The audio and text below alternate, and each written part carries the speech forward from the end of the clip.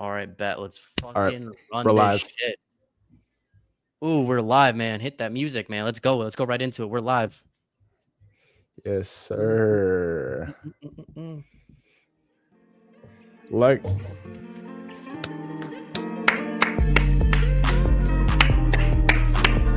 what a game. What a game.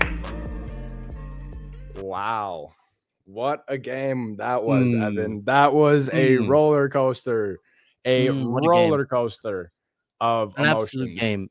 A Yeah, massive game, man. a massive win, a comeback.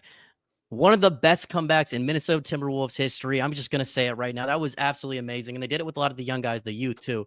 We got Andrew. We got a Wolves media member, a writer who's going to be pairing with us. This is Courtside, the Daily Wolves Courtside. We are live, bringing you guys the post game, man. Before we get started, we are sponsored by multiple things, guys. SeatGeek, man. If you want $20 off your next purchase on SeatGeek, if you need Timberwolf tickets coming up here when we beat OKC in the future, especially in the playoffs, man, because the young guys are going to get it done. Put in the promo code The Daily Wolves, all one word on SeatGeek. We got Andrew coming in. We're about to add him to the stage and kind of get everybody's reactions. I know a lot of people are joining right now. People are up in the chat. We see their comments come in. I mean, this was an incredible win, man. And it's a statement, again, for this young talent the Timberwolves have, Matt. I mean, it looked like the game was lost. What did you see in that last bit where they came back? It seemed kind of like Rob came in, injected life. Terrence Shannon Jr. had an amazing game, right? Jaden McDaniels held down the fort for most of the game. How did that end up happening? Well, yeah, you just said it right there yourself. Rob Dillingham, Terrence Shannon, Jalen Clark, all the young guys playing those meaningful minutes to start overtime with no Anthony Edwards on the floor. Mm, Imagine what kind of a mm, confidence boost that has to be for your 20-year-old supposed future franchise point guard, for your 24-year-old rookie who's just been waiting for his time. Like, this has to feel great for those guys, for Finch to finally put his trust in them against the best team in the NBA. Like, what? That was definitely a play that I did not see coming from Chris yeah. Finch to bench Anthony Edwards in the end of the fourth quarter and to start overtime. But I guess, man, this is exactly why I don't work in the NBA. This is why I talk about it. Obviously, I wouldn't have done that. I doubt you guys probably would have done that. But Yeah. yeah, kudos to the young guys for that, man. Man, incredible, man. I just want to let everyone know who's watching right now. I'm having a beer right now in celebration. I don't care what day of the week it is. It is that time, man. It's time to have a beer, talk sports, and celebrate. We got Andrew joining up. You were watching the game, Andrew. Obviously, we're kind of exchanging text messages during the game. It heats up. It gets incredible. We kind of all go silent for a while. We just enjoy basketball. What did you see tonight in those last minutes that made you just, I guess, speechless, man? Because that's kind of how I feel right now. I mean, it to me, it's just a credit to Chris Finch. I mean, Oh, yeah. they're going to come out and probably say that Ant has like his hip or his leg was bothering him because it's just the NBA and that's what happens. But Ant had that ill-advised three followed by dribbling it directly off of his knee, and Finch benched him, like flat out benched him. Ant wasn't limping to the bench. Ant wasn't gimping to the bench. Mm-hmm. Finch said, here is my best player. I'm going to send him a message. Get to the bench. If I'm going to do it to Rob, if I'm going to do it to TJ, if I'm going to do it to Jaden, I'm doing it to Ant. And the team kind of responded. I mean, Rob played great. Terrence Shannon Jr. played great. McDaniels was awesome. And then Ant comes back in with, 3 minutes left in overtime and has pretty much a game sealing block, which that's just the buy-in that the people that are kind of Chris Finch, Chris Finch should get fired. Chris Finch needs to be on the hot seat. Chris Finch isn't a good coach. He has buy-in from this team. I mean, Ant didn't sulk. He didn't look frustrated. He just came in and hit a major block. Even when he came back in overtime, it was him doing his ISO thing and then a slip past the Nas or a kick out past Nikhil, moving the ball, which sometimes you got to bench your best guy to send a message. And at least that message was heard tonight. I mean, I can't even explain to you the amount of emotions that most people watching, tuning in right now. We're over 1,000 people live right now watching. We're getting an enormous amount. If this is the first time you're checking us out on YouTube, we're the Daily Wolves channel. You can find us on YouTube. It's kind of like for those who follow us on X, everything like that, man, we're kind of brand new into it, but YouTube, definitely check us out there, the Daily Wolves channel. Subscribe to us, man, because we're going to be posting new content. This is obviously the Daily Wolves Courtside, something we debuted the other day. We're super excited to bring you, connect that fan side to the, the backstage. We're giving you the back pass, the VIP access with Andrew over here, man, who's actually writes for Zone coverage. He's at practice every single day. He's covering the Wolves, man. It's a blast to have Andrew on. Another guy who, let's kind of go into like Edwards before we go into everything. You mentioned him, Andrew, how Edwards kind of struggled. Finch kind of pulled him out, right, Matt? He still ended with 17 points, 13 rebounds, 8 assists. I mean, he was only two assists from a triple-double, man? I mean, it's still impressive that even when he kind of has an off game, right, he's still good. We talked about this the other day on the live. Obviously, having that last play with Anthony Edwards, but you can tell that he just wants his team to win. Why is he so special, Matt? And why should Wolves fans be excited of him coming up here? Because guess what? They're going to be getting Dante coming back this week. You're going to get Randall coming back this week. And Anthony Edwards, I think tonight he was forced. He was doubled. OKC was all over him, swarming him, and it just seemed like he had to distribute the ball and get it out quick, man.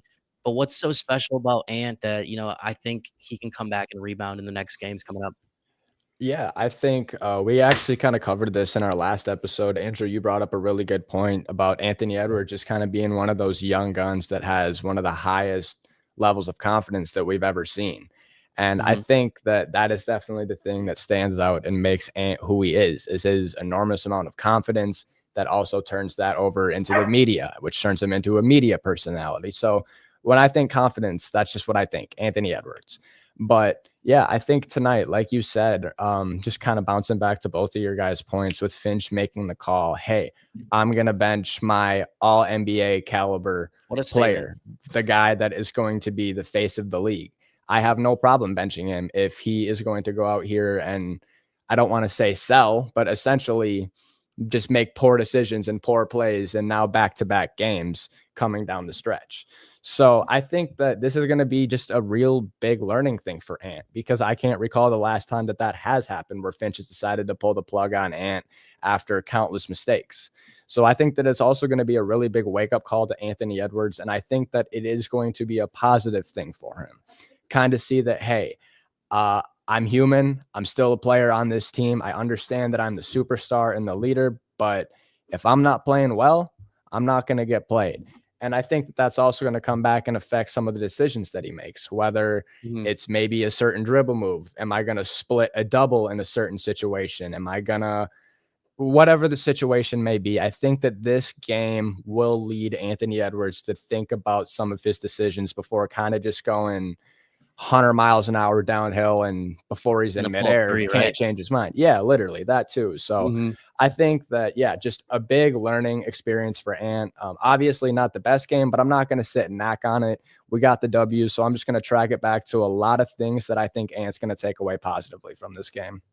Man, how about Nickeil Alexander-Walker, Andrew? Because I thought like that was a sneaky, quiet game. Like people aren't talking about Nickeil having like that impact tonight. I feel like it was something that was overlooked, but Nickeil came out tonight, he got 21 points tonight, 5 rebounds, 3 assists. Last night against OKC, he had an amazing game as well. I mean, he just has been on fire these last 2 games against the Thunder, against his cousin, SGA. Nickeil he was probably the Wolves' most consistent player to start the year. What did you see out of Nickeil Alexander-Walker these last 2 games? What was so, how much of an impact did he make tonight, Andrew? I mean, advanced stats. Nickeil was a plus 23 in 35 minutes, team high. Net rating of 28.6, second highest offensive rating on the team, second number 1 in defensive rating on the team. I mean, he was everything. He's so often overlooked because he's kind of quiet. He doesn't really play with like a ton of emotion. He's not screaming. He's not really doing a whole lot of that, like to bring his eye on him, but he just grinds. I mean, that's the best way to kind of describe him. He just puts in the work. He came into the league, was on 4 teams in 3 years, winds up with the Wolves. And from day one, that's just what he's been doing. He just, whatever the coach needs of him, whatever he's asked to do, when he needs to ball handle more, he'll try and do that more. The point nah thing at the beginning of the season didn't work out great, but now he's out there making good like hockey assists. I think the kind of the coolest thing for him though tonight was, I mean, he hit two free throws in his brother's court or his cousin's court, which I know there's a lot said about like the Shea Nikhil's the better family member. I'm not co-signing that one. I'll say I have talked to Nikhil and he's a delightful man. I enjoy every minute I get to talk to him because he's like super down to earth and just insightful. But man, that had to have felt good for him just in OKC being able to hit those free throws, because that's something he's gonna probably remember the rest of his life. I mean, the other thing I'd just say is, you know, Matt, I appreciate the optimism with Anthony Edwards. I think he will take some things from this game as like maybe I change up the threes. Maybe I'm going to be honest. Ant is so confident. I mean, every shot he takes, he thinks it's going in and he got fouled. I don't think this is going to lead to like a massive change, but it's another thing that Chris Finch has that he can like put in the folder of like, Anthony Edwards, it's the off season. Go with Chris Hines to wherever you want to go. And here's the folder of evidence that you cannot shoot this many threes. You cannot do this in late game execution. And it'll be something that hopefully 2 or 3 years from now, Ant can kind of look back on and reflect. Ant is such a supremely confident human being. My guess is he's probably not going to learn anything from tonight, but in the future, hopefully it's something he looks back on and is like, yeah, that's when it really came to a head and I had to change. But we'll see. I could completely be wrong too. I never thought he'd be a 3-point shooter, and now he's the best 3-point shooter in the league. So go figure. Gosh, absolutely incredible. What did you guys think of Naz Reid tonight? Because obviously he starts the game 1 of 8 tonight. Eventually he's 2 and 12. He's struggling from the field, kind of got in foul trouble to start off the game a little bit. You could tell Naz Reid was frustrated, but again, he ends the point with 22 points, 11 rebounds, does it again, continuing with that kind of hovering around that 21 point a game average since being in the starting lineup here with Randall being out. I mean, how big still is Naz Reid? I mean, he rebounded he came back and he had a big rebound game, right? He turned a rough game into a solid game again. And it's just amazing to see him play. I mean, we got to think, guys, and people in here, they weren't in here last night necessarily. They didn't listen to our podcast last night.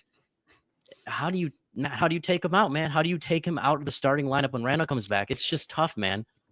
Hey, man, Andrew, I know we got a little difference of opinions, and yours is probably a little bit more valid than my opinion, obviously. But I said it last night, dude. Like, you can't take Naz out of the lineup. And to kind of like, I guess, mesh Andrew's point from last night, and that Julius is probably going to get his spot back, which realistically, it makes sense. It's what's going to happen. But it's who's closing the game. It's all matters about how you finish. Like, that's the important thing in the NBA.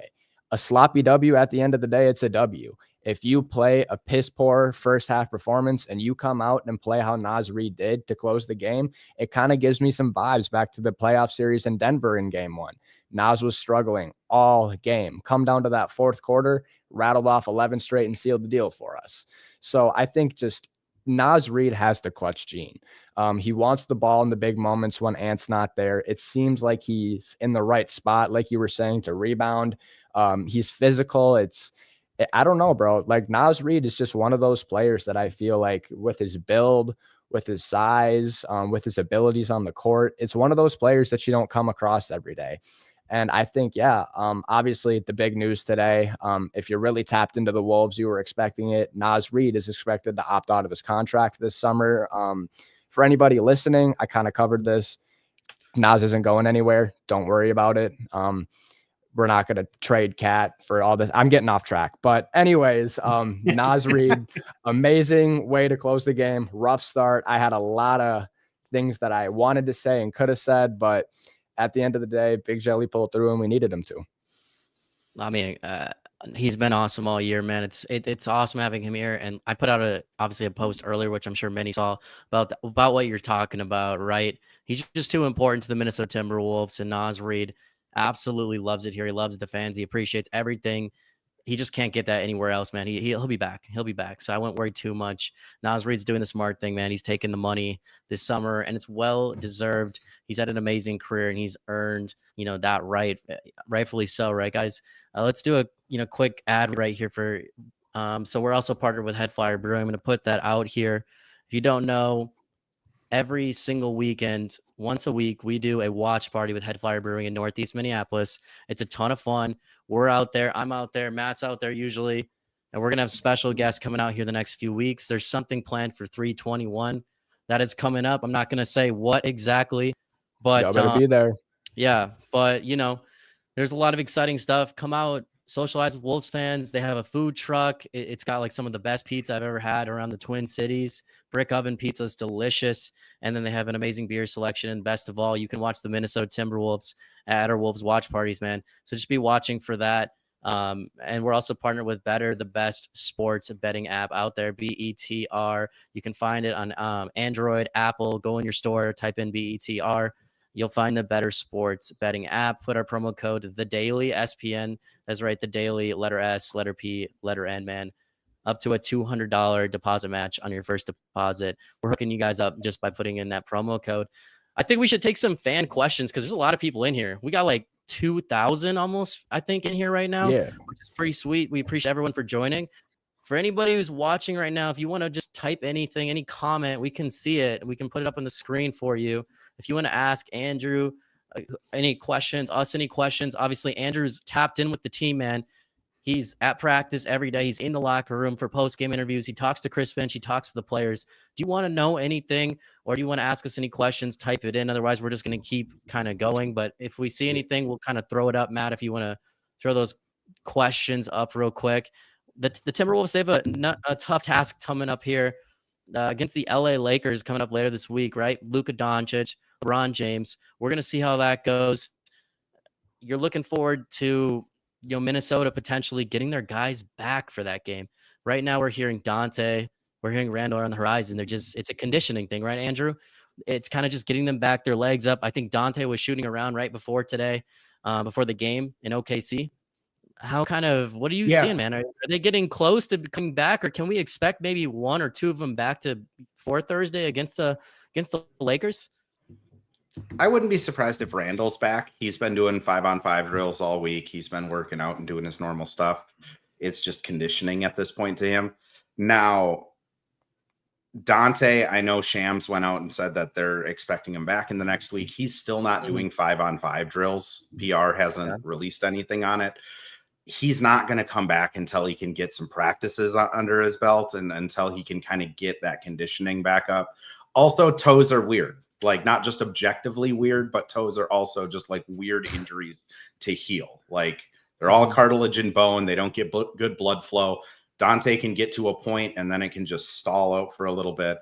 I'd be surprised if he's back in the next week, but Julius, I think, could be back for the Lakers, or if not, next week, this weekend, early next week.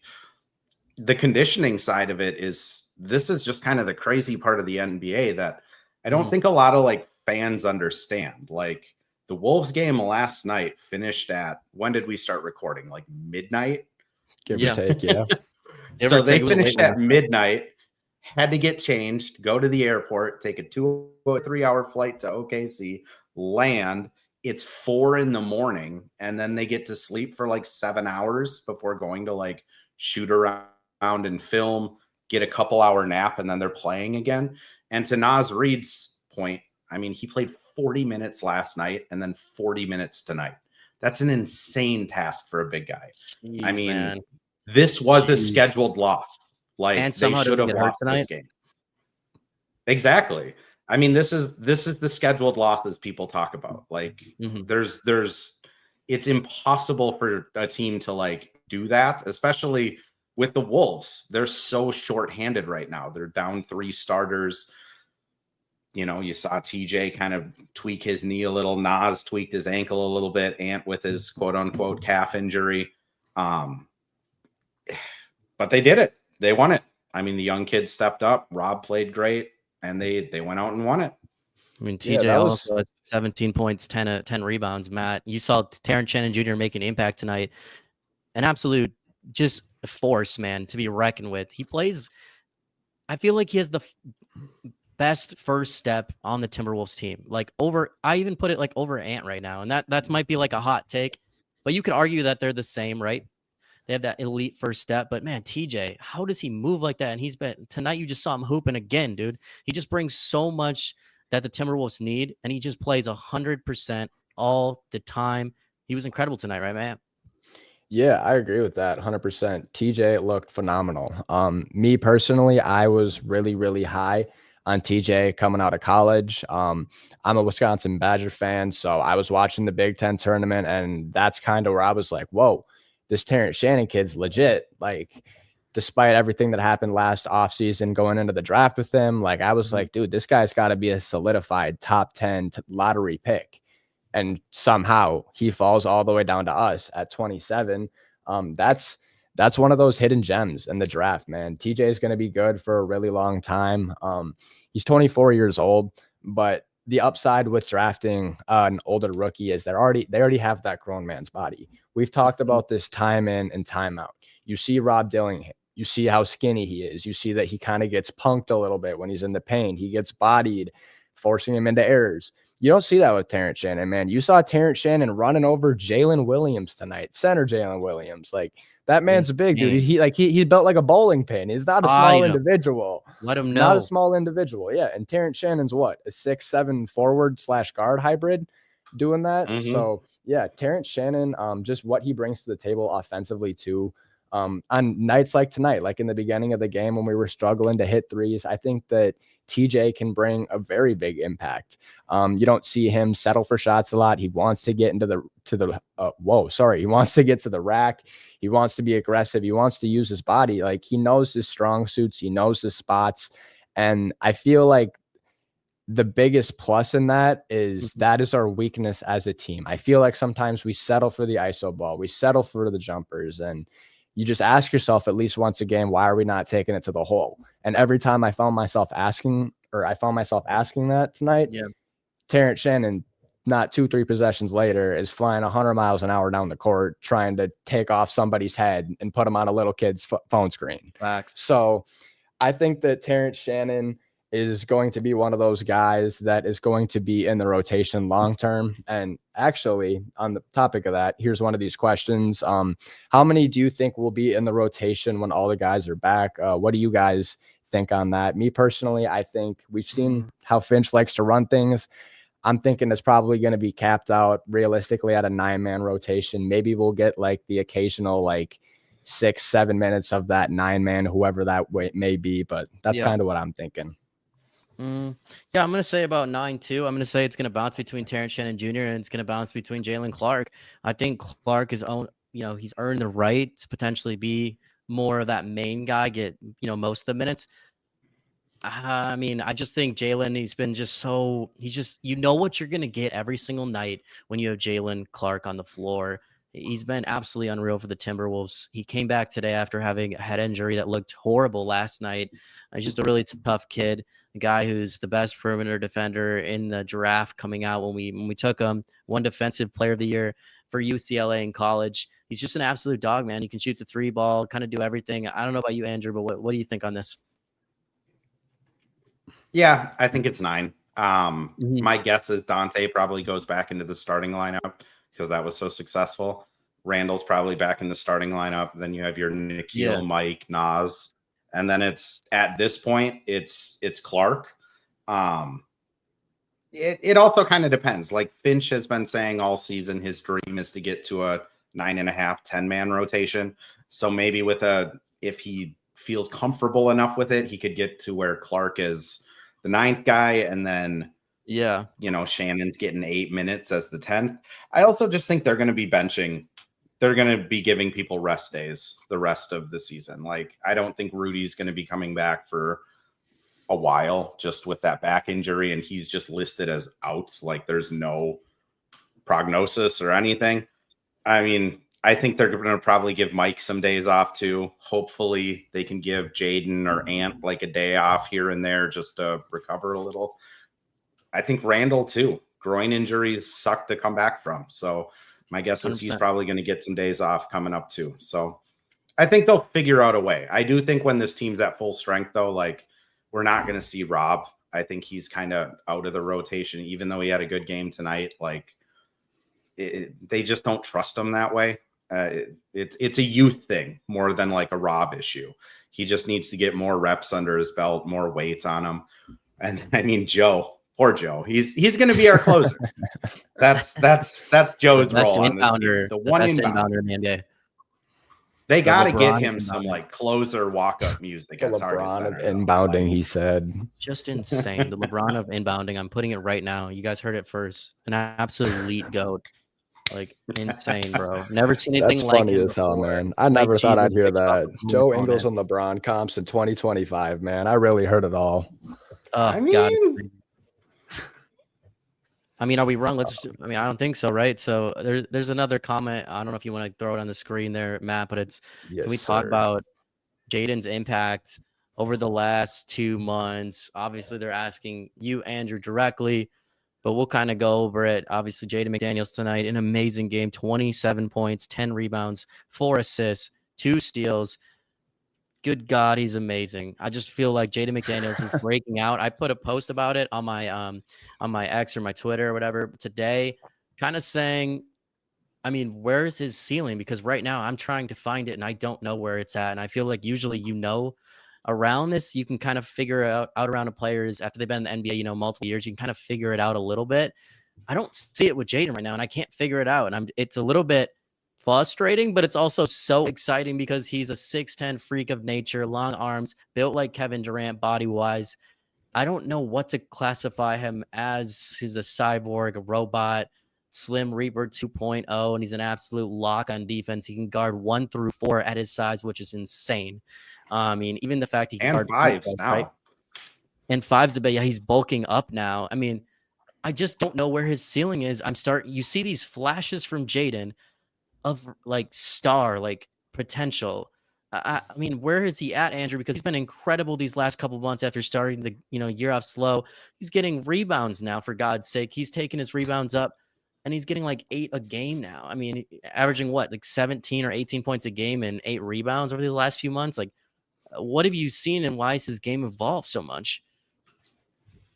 I mean, I threw them out last night, but to update them because they're now updated. Since December 1st, Jaden is shooting 67% in the restricted area, 46.3% from the mid-range, and 40% on above the break threes. I mean, that's elite offense. Like, he's still struggling from the corners at 30%, but people respect him now because he has that like pump and drive game that is good. They can't back off of him because if he gets ahead of steam, he just gets to his spot, and he's so big and lanky that he can just get that weird little restricted area bunny jump shot, not a layup, not a floater shot that he does. I mean, the other thing is, this is what, when they inked him and they didn't include him in the Rudy deal, this is what they envisioned for him. Like, Jaden McDaniels is he's progressing as like a normal all-star player. Like, most people aren't like Anthony Edwards, whose second year in the league is, holy cow, this guy's Kobe. They progress like Jaden, where first and second year, hey, there's something here. Usually they have a regression year in their third or fourth, and then they start slowly climbing up again. And by the time they hit their 27, 28 season, they're in the all-star game. I don't see why Jaden couldn't do that. Score 20, 23 points a game, be the second best player on a really good team, third best player on a championship team, and like really have an impact as my earpiece falls on the ground.